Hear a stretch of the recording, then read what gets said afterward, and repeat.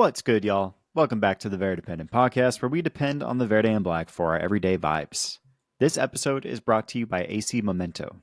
AC Memento, your digital sports and concert scrapbook. Download Memento today by following the link in the show notes or on any of our social profile bios.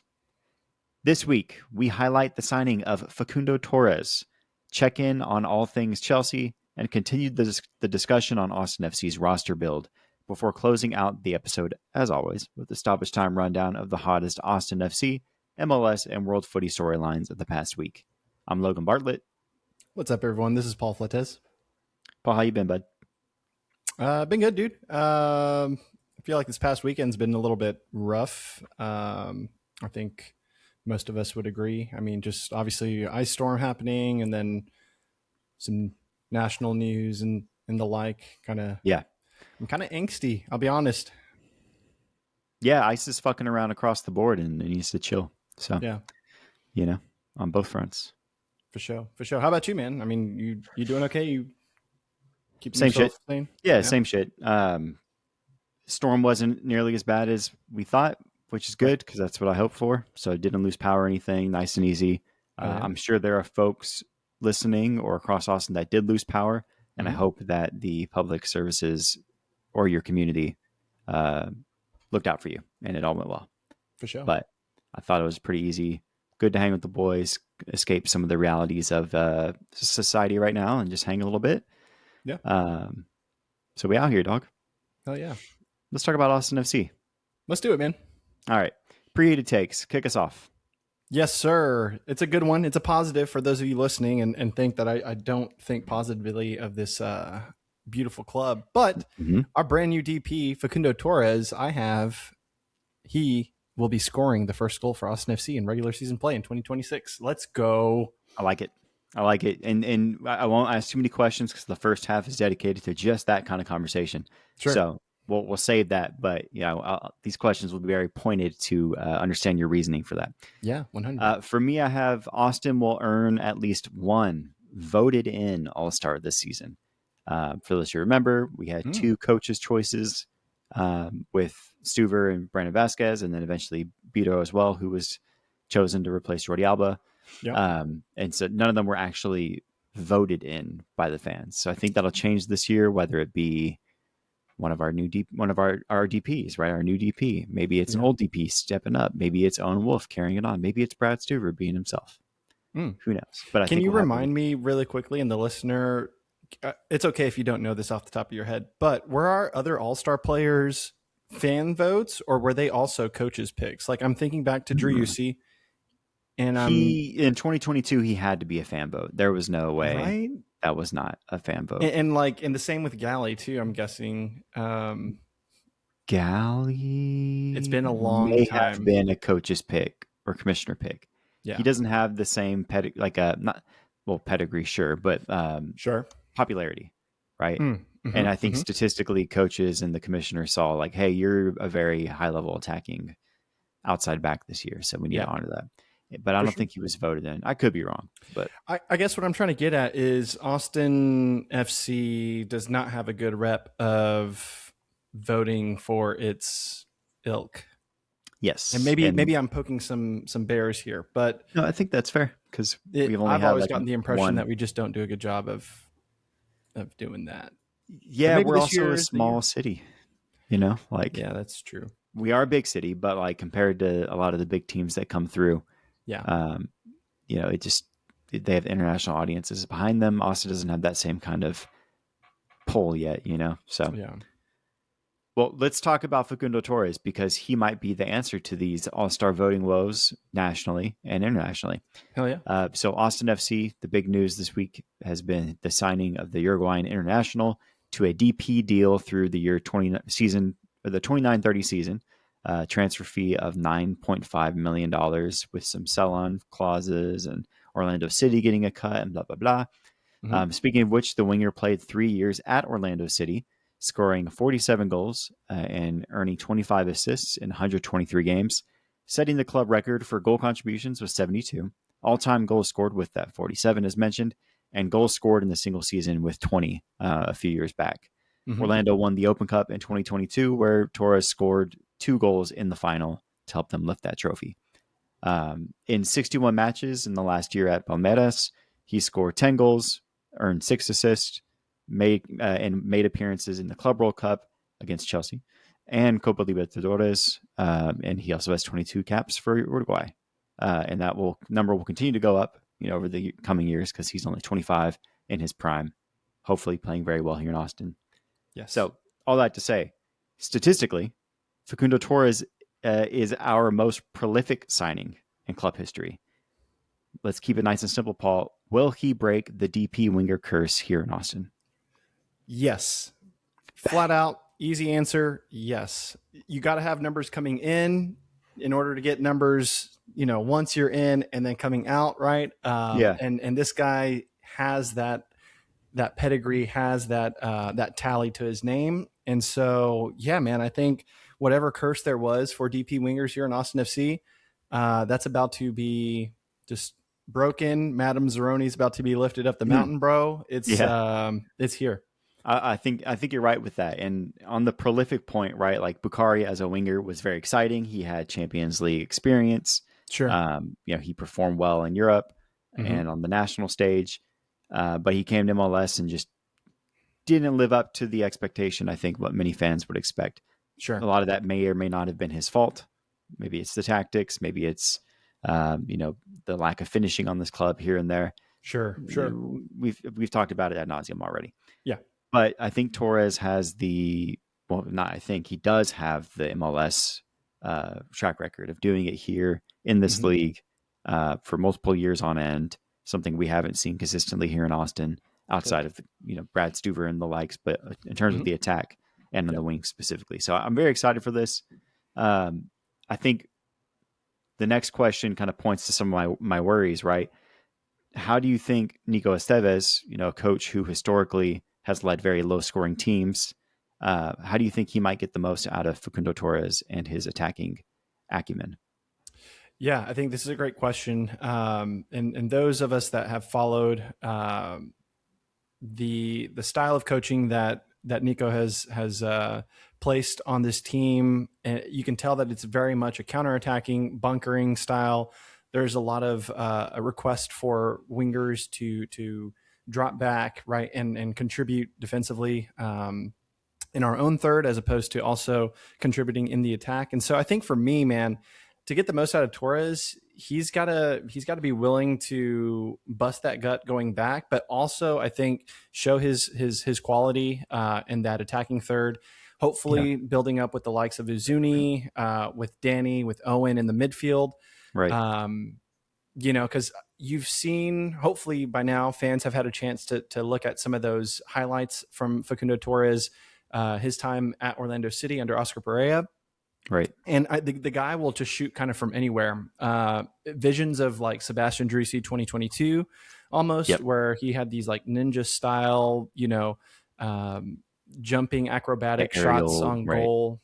The kid can do it all. And so, I think to get the most out of him, he's just got to be willing to, one, do the tracking back, but I think more importantly, just play his game, take the shots.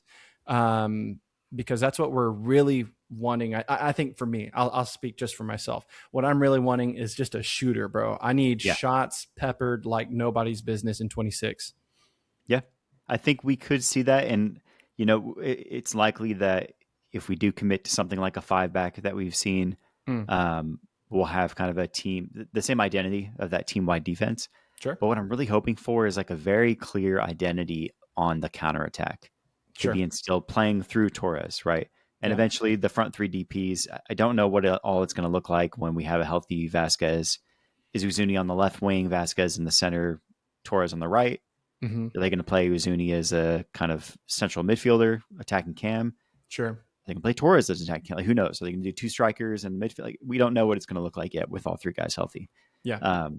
But what I want to see is the flexibility from Estevez to give those guys the opportunity to truly run a counter and not have to track all the way back to the defending third, but trust your defense a little bit, trust the midfielders, let other people kind of take on the brunt of that work so that we can see a group of 2 or 3 of the DPs all running straight at the goalkeeper and counter consistently. Yes, but we already saw that under first year Nico Estevez at Austin FC. The only issue, if I'm not mistaken, was these chances were not falling in the back of the net for whatever reason, but we were seeing those breakaways, if I'm not mistaken. And so I think that was one of those things that, fans can look at and go, wait, we did do a really good job of kind of bolstering that team defense, that transition defense, if you will, as well. But I mean, we were getting looks, right? And it was just a matter of finishing, right? If Mirto goes back and converts like, I don't know, half those shots on goal, two or three options. He's in the running for Golden Boot, right? Right. And so I think we can continue to kind of build off of that this year. But now, obviously, the quality that Torres brings, I mean, that XG goes up substantially, in my opinion, per 90. I agree there. And I think we're saying a lot of the same thing. I want to see deliberate that, like, Facundo Torres, Uzuni, Vasquez, Wolf. Those four guys are put in positions on the team defensive setup where they are ready to run, those four guys. Not where you have Wolf playing it like all the way back at left back and you have Torres covering, because Beater or Gali or Dessler was all the way up in the attack and now one of the other guys is tracking back. Like, we saw a lot of that kind of patchwork defense, I think out of necessity because guys were underperforming. Vasquez is injured. Sure. Owen Wolf is rising star, right? So he was given opportunity. I just want to see a very deliberate play through the DPs. Make the DPs the stars because we've seen that one season ever in 5 seasons of DPs. I hear that. And I think something to keep in mind also is I'm keeping an eye this year on our defensive midfielder play, specifically looking at, Sabovic, who's kind of been a little bit more of that like box to box 8, but he has the capacity of also delivering, those diagonals out from kind of in front of our box, out to a Torres, to a streaking runner, And that's what I want to see if we're talking about that counter and really busting that gut to go up into the attack. How well can our midfielders deliver that pass? Because that's going to be something that we really need. Just throughout to really increase that goals for. But it's exciting, man. It's going to be a really good time. Well, it's clear there's a lot of excitement. It's clear there's some expectation that Torres will do well here. What would you say success looks like for year one for Facundo Torres? I think the bar has got to be set at a minimum 10 goals. At a minimum across all competitions, 10 goals. And that's on me for not doing my homework and seeing like what his numbers look like previously at Orlando. Good. But I think 72 or 74 over 3 years, 74 goal contributions. 72 over, so 24 a season on average. There you go. Goal contributions. Sure. So I mean, I think at a minimum, I'm looking for him to break double digits just in the goals. The assists will come if Uzuni's finishing cleans up compared to last year. Once we get a healthy Brandon back, right? So I think that's what success looks like to me in the Torres era. Him having a double digit goal contribution tally, and I think. Can you remember off the top of your head what our goals for was? 37. 37. We're on the same page because I just looked it up. Yeah, that number's got to be plus 45. Regular season. To be fair, you've mentioned it a couple times already. All competitions. I think that was closer to 50 something with playoffs, Open Cup. We had a couple big games. Sure. Yeah, I'm just talking about just in general with MLS play. 37. Yeah, I think for me, it's a clear offensive identity, right? And that does look like Torres contributing 15 plus goal contributions, right? 10 goals, 5 assists, whatever it ends up looking like. I think if he can do that at Palmeiras in a season, getting 10 and 6, and he can do it in Austin FC. Sure, It should almost be easier in theory, right? Because Brazil is a solid league, top 5, some would argue, and so I think the expectation is him to do well, and I think it's up to the coaching staff, obviously, to set him up to do well. I think That's all I'll say about that. That's the point. Yeah, we can. I don't want to rehash every other winger in the history of our club at this point. Sure. But I think he'll have every opportunity to be the guy. And I think Austin FC has a plethora of attacking options now when healthy, with the three DPs, with Owen Wolf, guys like Galley and Bito, and dudes that are willing to play forward and contribute and score goals. Yeah. Plus all the depth that we have in the attack. Like, the pedigree's here. Let's see it. Let's put it together. So, Amen, brother. let's get to halftime and talk about pedigree a little bit more. Chelsea, Let's do it. men's and women's. We'll do a quick run through of just what's going on and go from there. So on the men's side, Chelsea has 4 wins and 1 loss since Rossignol took over just earlier this month, a few weeks back. Mm-hmm. He's won in the Champions League. He's won in the FA Cup. He's won in the Prem. Would you say that the Rossignol era is off to a good start?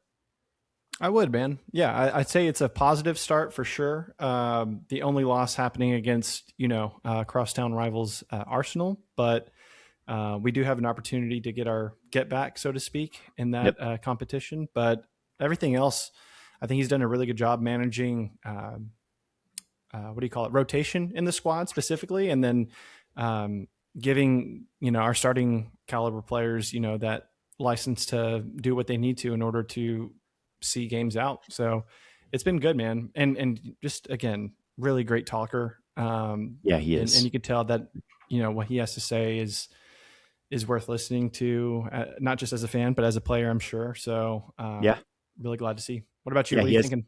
Yeah, he has a good mind about him, right? And I think that's not to say that previous coaches didn't. I thought Enzo did too, but I'd say Liam's a little bit more media trained. He played in the Prem for many years and knows how the media and the expectations. He's English, right?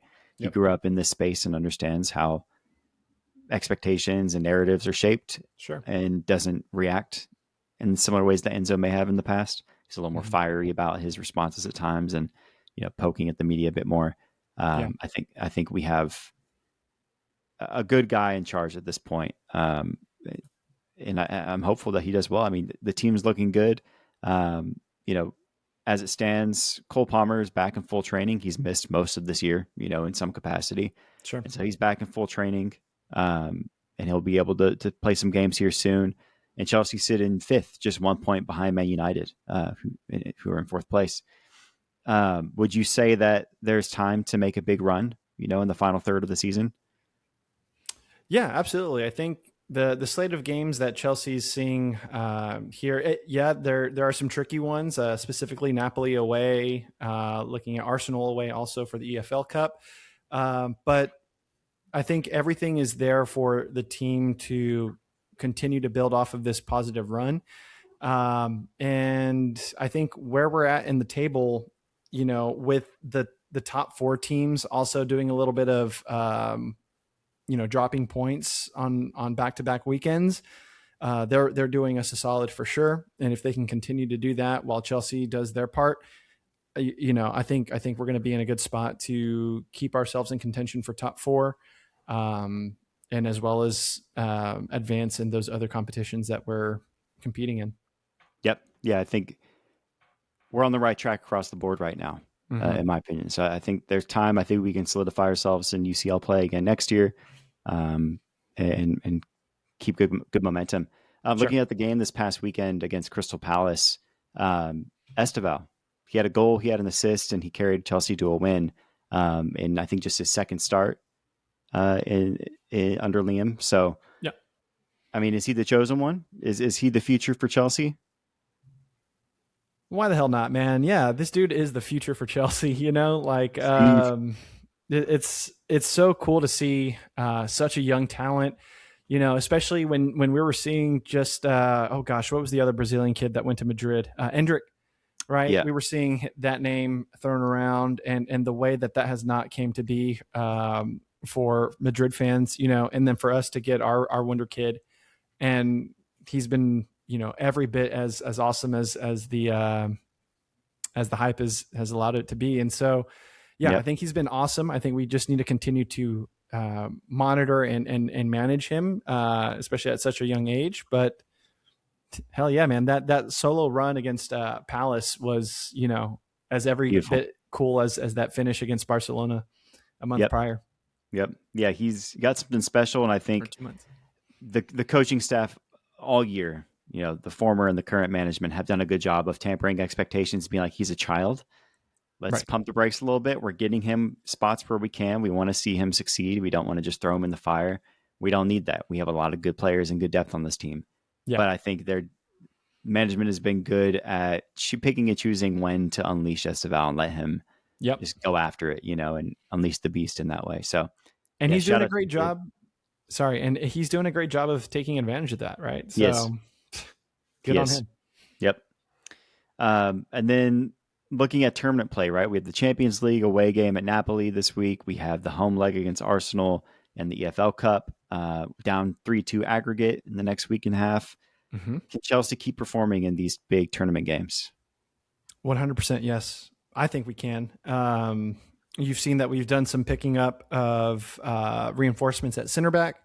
So I think Rosenior is going to have a good opportunity to, test that back line and kind of get that a little bit more secure the way, staff's looking at. But I think in terms of attack, you're looking at a midfielder like Enzo, who has just continued to show his hunger Yep.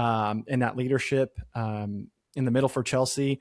And I mean, with Cole still kind of in that questionable, space, we can see, those clips of him not celebrating the way he was, when he scored that penalty and all that. I think the club has his back, so to speak, where they're kind of taking on the reins of that creativity. We just talked about Esteval and stuff like that, but there are other players that can also step up to keep us in these tournaments. And so, Yep. I think this Napoli game, if I'm not mistaken, we're already solidified in the top 8. I believe so. Yep. Of UCL play. So this would just be added points to keep our knockout draw favorable. But for the Arsenal match, that's going to be the one. Exactly. Down a goal. Can they really scrap? Because Arsenal's not been playing their prettiest, but they've managed to be squeaking out these results. And so if we can keep up at the Emirates, yeah, this team is for real. Agreed. And then on the other side, on the women's side, a team that is for real and has been for many years. True. Chelsea women's currently sit in second place with 9 games left in the year, and they're 9 points behind first place Man City. They just knocked out Man City out of the Women's League Cup. Mm-hmm. Women's League Cup, apologies. And they face them this weekend in league play again. Can the women's team make up ground in the league, in the table this weekend at City? I think so, man. I think it was just a year ago, if I'm not mistaken, where these two teams are clashing thrice in the span of a week. Exactly. So, yeah, it's always a fun matchup, Man City and Chelsea in the Women's League. But I think, they've won 7 of their past 8. They lost to Arsenal, who are at their heels on the table as well, if I'm not mistaken, at 3rd. Yep. But this should be a good game, a positive point boost for Bon Pastor's ladies. So I feel good. How about you?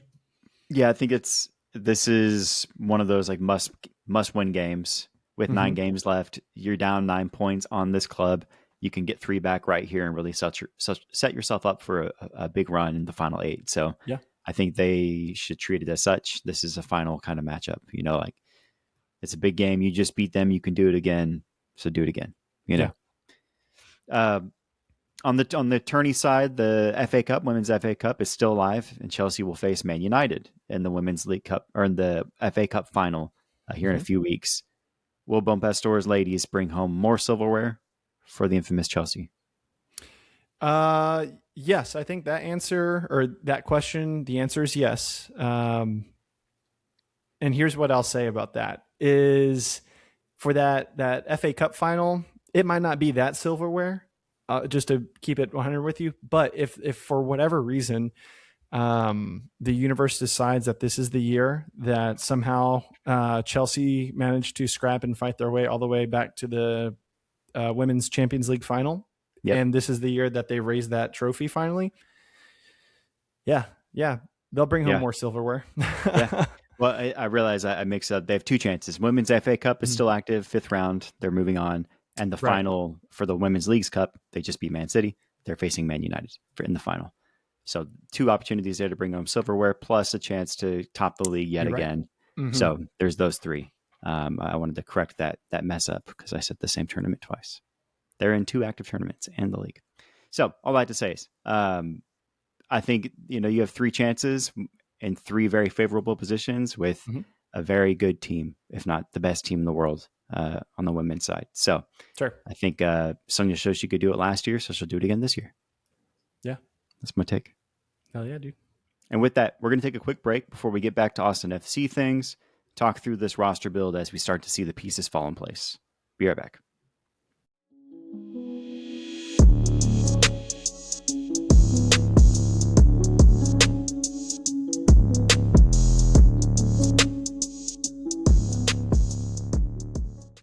And we're back.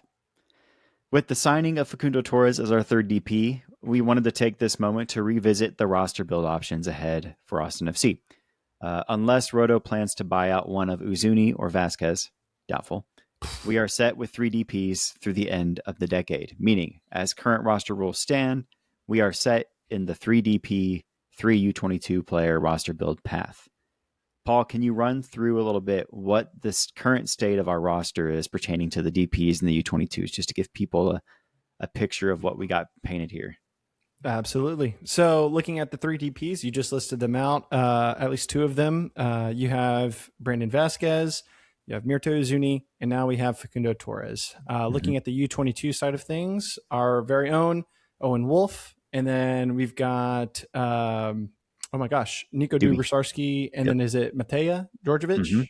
Yep. Is our 3rd U22 signing. So if I'm not mistaken, that is our current setup as is, but there is an opportunity for the club and for this roster to have a different designation come the summertime if for whatever reason, chips fall where they may.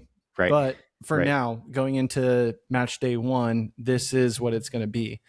Barring, I think, like you said, I think there's some flexibility, right? With, like, for example, LA Galaxy with Ricky Puig out again for another season. I'm pretty sure there's a designation they can put him in to like free up a spot since they know he's going to be out for the whole year and bring in a player as a replacement, which we'll get to more of that later. But I think there's a kind of some avenues that like that, depending on how things pan out. Hopefully we don't have to worry about that, and we just have 3 DPs, 3 U22s, and we rock with it. But something to note, many people probably know this already, but the U22 players, as well as the DPs, obviously, they occupy senior roster spots, of which there are 20 in MLS roster. So previously, Owen Wolf was on a homegrown contract, meaning he took up one of the supplemental spots. So he was a very, very, very good value for that roster spot designation. Yes, sir. Well, he's now on the senior roster, as he deserves, right? There's no, not saying that's a bad thing, just pointing out it's a thing. Right. In planning this episode, we noticed that Austin had 21 players officially signed to the senior roster. I want to give a quick shout out to the North End podcast, Austin FC Salary Cap and Roster Sheets, where Z and E do a good job of keeping up with the roster as it is day to day. A couple of sheet boys there. Exactly. Knowing that teams in MLS are only allowed 20 senior players, we figured this meant Austin would do likely one of 2 things. Either 1, we sell or buy out 1 or more players to comply with roster rules, or 2, 1 or more of our offseason signings, for example, John Bell or Ilya Sanchez's re-signed option or contract, would actually end up occupying supplemental salary spots, aka kind of rotation guys making the senior minimum or below, which for 2026, I believe, is $104,000. The club announced today, of the day of recording, Tuesday, that we have effectively bought out Hada Obrion's contract, which, if all plays out how we think it does, puts us in compliance with MLS roster rules. So I wanted to ask you, how does the Obrion buyout affect our build moving forward, right? What kind of flexibility might we have? What are the options? What happens now? For sure. So I'm pretty sure that what this means is that we reclaim one of those used international spots. And then, as well as you mentioned, the all-important senior roster spot. And so I think for that, I think really what we're looking at now is just trying to figure out, okay, in terms of winger depth, what are we looking at? With one of those wingers being out, obviously we had an influx come in with like Jaden Nelson, Facundo now. Mm-hmm. But yeah, I think for the most part, this puts us in compliance, kind of like what we were saying earlier. The only thing is, we kind of let go of Obrian, who we got for free. Yeah, But we're not going to but get paid any him a kind of. hefty salary.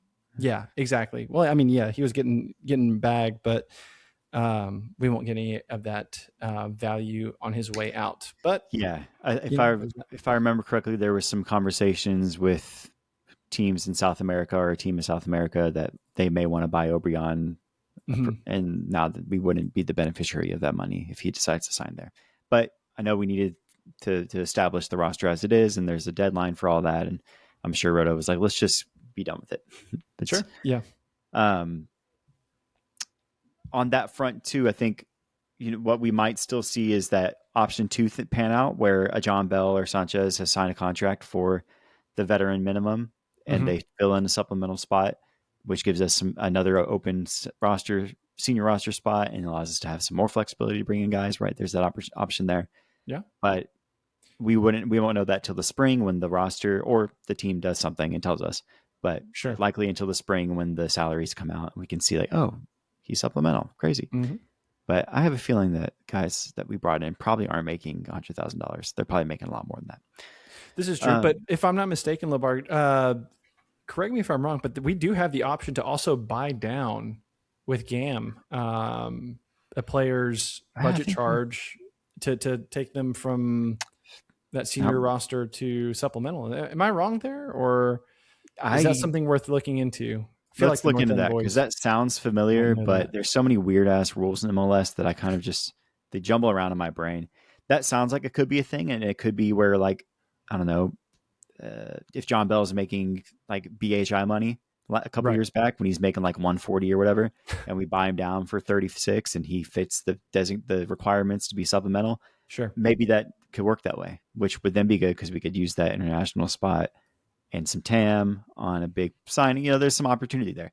On that point, it kind of transitions perfectly to the next question. So we still don't have that creative attacking midfielder all of Austin FC fans were hoping for, right? So what kind of flexibility might there be for Roto to bring in that dynamic cam or just other top contributors across the roster? Right. And I think we kind of pointed at it there, right? There's some potential for some cap sheet flexibility that opens some pathways. For sure. Yeah. So I think as it stands right now, you and I both don't have the rules directly out in front of us. And I'm sure other listeners might already know this, but without that information handy, I think what we can safely assume moving forward is that there is not that much flexibility. I think the way that the roster stands right now, it's pretty locked up for the most part. And so what we're looking at is, quite frankly, the starting roster, what you're looking at match day one. Again, if we do have that flexibility or that option to buy down a player's salary or senior roster status, that opens that up. But for now, I think this is a roster that quite frankly is going to stay put until summertime. Yeah, I think that's the likely situation, at least on the senior front. I do want to point out we have 5 open supplemental roster spots, right? 5 are currently taken from CJ, Micah Burton, Damian Loss is back. Irvin Torres is officially a homegrown player for Austin FC, and Riley Thomas, who we got in the Super Draft a couple years back. Yeah. That's 3 homegrowns and a Generation Adidas player plus Riley Thomas. And we have 5 other spots open, right? So top of the dome, I don't want to go too deep in the history bank here, but do you think, looking at our past players we've brought in those supplemental spots, who may be veterans or something of the like, is it likely, or can we hope for any new supplemental roster guys to come in and over contribute, their expectation? When you say new supplemental roster, do you mean like we sign new signings? Yeah. New signings. We have 5 roster spots open to us on this team, and we have. Please, yeah. I was just going to say, I don't think we've ever filled out our entire supplemental roster spots. Correct me if I'm wrong there, right? We've left those. I don't think so, but I think we usually have like 7 or 8 because right now we have 25 players on this team, and that's Sure. very few. I think we usually have like 27, 28 players with maybe a few spots open. I'd have to look back to many years past, but some names that stick out, if I'm not mistaken, that were on supplemental are like Jared Stroud back in the day. Mm-hmm. I believe he was on a supplemental spot at one point. I thought he was senior, bro. He could have been. Um, what's his name? Felipe Martins, right? Mm-hmm. Guy you brought in for no money. If I'm not mistaken, some group of the guys like that filled in. Will Bruin, maybe he might have been on the veteran for his 1 year, but I can't remember there. Yeah. But there's kind of like these fringe guys that kind of straddle maybe the last couple of roster spots, maybe they're a couple of the supplemental spots. Point being, do you think there's a chance we bring in 1 or 2 more guys who are maybe younger, have contributed, but haven't been given the opportunity really to show out and might fight for some minutes on this team? Yeah, I think in the spirit of wanting Austin to, further develop that pipeline, sure, I would love for that to be the case. But realistically, seeing as there hasn't really been that strong of a precedent to rely on supplemental folks, I don't know. I feel like, correct me if I'm wrong here, but we maybe saw a little bit more of that this past season with Nico Estevez than we have in prior seasons with Josh Wolf. Mm-hmm. But I think, year 2 is where we're going to start to see a little bit more of, what kind of identity Nico is as a manager, right? In his belief in terms of bringing up players from the different parts of the Austin organization. And so, yeah, all that to say, man, is can we hope for any supplemental roster guys? Yeah, but will it happen? I don't know. Yeah. I confirmed this last year. Diego Rubio was on the supplemental roster, So like a guy like Diego Rubio, who ended up starting a good stretch of games down the end of the year for us, he was on supplemental. Right. Before that, we had Hector Jimenez in 2024. He was on the supplemental roster. A guy who for a few years contributed as a solid rotation player here and there, right? So like we don't have that profile player on the team as it is, that like 1 or 2 veterans that hang out with the young kiddos, right, and get some run. I hear that. Yeah, my fault. I thought you were talking about bringing in outside players for that spot, not who are. I mean, it would be right. I mean, and it would be a signing like a Hector Jimenez, like a Diego Rubio. Sure. Like that would be the kind of shall we expect a guy like that to come in? Yeah. I mean, honestly, man, that's what I was thinking. We would convert Ilya Sanchez to. He's that prime example. Yeah, I think that's a perfect example of maybe we did end up doing that to give us some flexibility, and we'll have 1 more roster spot. We won't know for a minute, but all I like to say is if you see green smoke in the next couple of weeks, we did something. Something's weird. Some sort of roster mechanism has been activated thanks to Roto's magic, and it's happening. So yeah, but I think likely you're spot on. We probably don't see any more major signings in the short term, at least. I think Torres was the last one that we could expect to come in. If they do bring up like Austin FC2 guy on a Jimmy Farker-Loon type contract, well, maybe that's where we'll see some difference. But sure. Yeah. Anyway, it seems we're not stuck, but we're set in the 3DP 3D22 setup. And I think many would be happy about that, right? We got, again, probably our most prolific signing to date with Facundo Torres as a DP. And I think people are excited about that. I know I am. So let's get to some stoppage. Let's start first with Austin FC. Austin drew 0-0 with San Antonio FC in the first preseason friendly of 2026. Closed doors. Nobody saw it in person. Also, it was rescheduled for weather. Thoughts on that? Damn, man. I just silly fan brain me. I want it to just be, double digits to nothing, bro, is how I want these preseason games to be. The way I play in my FIFA, games, bro, my EAFC, dude, I don't care if it's a preseason friendly, I'm running it up, but I get it. the pictures were cool. I'll put it that way. Yeah, it's like I want to hope that the team was not scoring on purpose, Yes, and say, hey, we're just going to practice our formations. We're going to practice our triangles. We're going to get some good passes. Not that's even it. going to take shots. Not worry about that today. Yeah. Otherwise, please score goals against USL teams. And continuing on the Austin FC train, Antonio Gomez, who got some call ups in the last couple of years for the 1st team, leaves Austin FC 2 on loan to USL Championship side Sporting Club Jacksonville. Again, it's a loan, so he's still, at least for now, an Austin FC player, but he'll get a good run there.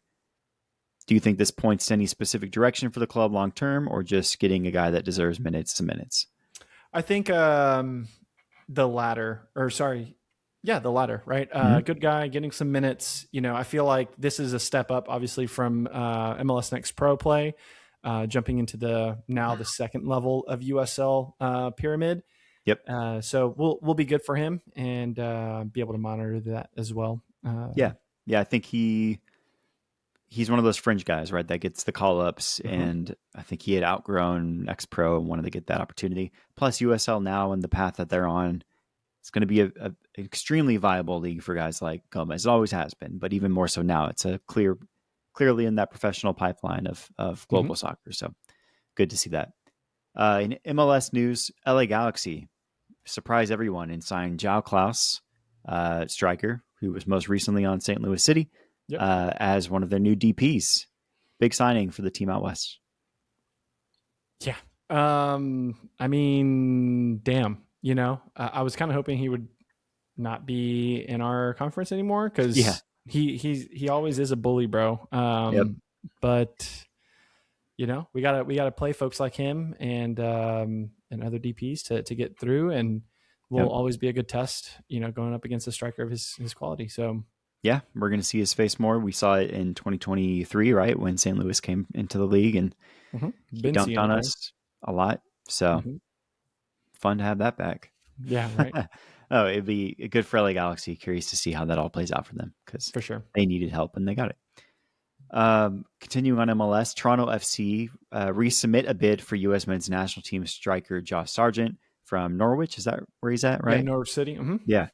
So they're going back to the board trying to make a deal work to bring him to the U.S. where he wants to be, apparently. Which is insane if you've been keeping up with this saga, bro, because apparently like Josh is just straight up iced out of, Norwich, and whatever those negotiations are looking like, bro. It's like, that's, what was that one kid? Was it Duncan McGuire last year from Orlando City, where it was like bro was on a plane and he had to turn around type shit. Yep.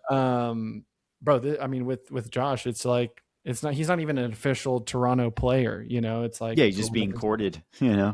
And he's like, I'd like to go back to the MLS. Yeah. But like for him, I don't know. I think he will be another good profile player to be playing in the league, obviously for national team ambitions and to continue that, getting those looks and such. But yeah, the way this has all gone out was very interesting. Yeah, this saga is very interesting. I think it is cool though, like from what you're saying on the men's national team side, that like young, talented players who are actively competing for World Cup roster spots and for recognition and opportunity are willing to come back to MLS and see it as a non-negative, that, oh, I got to leave MLS to get these opportunities. Well, maybe that's not the case anymore. And so, yeah, I mean, I think he would do great in this league. He's prolific in his own right. So yeah. This just in, Tom Bogert tweeted a couple minutes ago that Chicho Arango is on his way out of San Jose. He's joining Atlético Nacional, and this will be his sixth club since 2021. Personal reasons were cited as why he wanted to leave. Crazy. That's wild, man. I'm not gonna say as a neutral, but like as fan a of this fan league. of, gonna say a fan of this league. I've actually really enjoyed watching Chicho Arango play. Same. Yeah, he's There's awesome. a swagger to him that I think many people do not like to see. But if he was on our team, I'd absolutely be elated. All that to say is I speak for Caitlin here, because she absolutely cannot stand his hair. And so I'm sure she will be happy to not have to see that shiny Pidgeotto ass haircut, but it is what it is. Yeah, it's it's always tough for a team when you have a guy like Arango that's just like on the verge of leaving after every season. Yeah, He had just right. signed a new contract too. I'm curious just to learn more about that song because that's interesting. Yeah. Obviously, we're recording, so I didn't get to read the article, but that'll be an interesting one to read into because Mm-hmm. he's done so well in this league and made a fuck ton of money. Like, the fact that he's leaving is interesting. Yeah. Looking elsewhere in the U.S. soccer pyramid, USL will be naming their new top division the USL Premier League, which will then go to the USL Championship, which is currently the top league, but will be the second division. And then League One and League Two, they all remain. On that front, San Antonio FC 2 has been announced as a new feeder club to the top division team that will be joining League Two. So some interesting news there at USL. They're really going to the pyramid names. The infrastructure is slowly, getting into place. Yep. And for those that, aren't always happy with the way the MLS runs its you know, business, it deals with its doings. I recommend you to check out the USL Yep. because they seem to offer a very different alternative to the closed model that we have here. And I think it's going to be really interesting in the next couple of seasons when I when agree. they start getting that pro rel up and running. Yeah, it's going to be very fun. I'm very excited to follow that. Yeah, Maybe from a more intimate setting in the sure. future. More on Yeah, that soon. Um, and then lastly, to close out stoppage, we're actually not doing Chelsea this time. We've already talked about that. Let's talk U.S. women's national team. They kicked off 2026 with a 6-0 thrashing of Paraguay. They will be closing out this current batch of friendlies in January with a matchup against Chile on Tuesday tonight. Mhm. Um, I mean, Emma Hayes rocking and rolling. I mean, just doing their thing, man, and it's really cool to see. Again, just more players getting their run out, and they just plug and play into a system that is just made to embarrass the other teams. Yep, I mean, scoring 5 goals in 12 minutes. that's insane. It's silly, bro. It's not even funny at this point. But good on the ladies doing their thing. Um, Exciting to see their matchup against Chile tonight, and then also they just set up a trio of friendlies against Japan come April. Hell So I yeah, think that'll be fun. they're just doing their thing, Yeah, matching up against some solid teams for sure. yep, yeah, keeping the sword sharp. I don't fucking know what I'm trying to say. It doesn't matter. I saw a cool video of Emma Hayes giving her Star Wars starting 11. Loved Did you it. see that? Yes, sir. Yeah, that was awesome. Yeah. I was surprised the one omission not in the starting lineup was Mace Windu. Right. I thought Yeah. he would be an attacker for sure. See, I So have Mace offensive. definitely like in the midfield. Bro seems like he would absolutely give Oh yeah, 100% in the middle of physicality. the Yeah, he'd be park. able to Yeah. dominate. But I thought it was that was a fun little tidbit. She's clearly a nerd. She picked folks from all three trilogies. You know, Right. Yoda, Rey, Kylo Ren, Darth Hmm. Vader, Luke Skywalker, General Yeah. Grievous. You know, it was fun. So anyway, women's If you had national, to they're pick, having fun. They're winning if you games. had to pick, bro, what brand ball, aka BB-8, would you have for this thing? I feel like I would be like a Nike BB-8 kind Yeah, of. I like that. That would be a fire look. That'd be Yeah. nice. That'd be nice. I think you nailed it there. There you go. That's fun. All right. We Oh, yeah. appreciate y'all kicking it with us on this week's episode of the Verdependent Podcast. I'm Logan Bartlett. Catch me online at Lobar VHLM. And I'm Paul Fletes, and you can find me at Paul Andrew FC. That's a Government government name. name. And keep the chatter going online by following at the Verdependent on socials. And if you can, consider leaving a review, liking, and subscribing wherever you get your podcasts. That's an episode, y'all. Peace. Peace.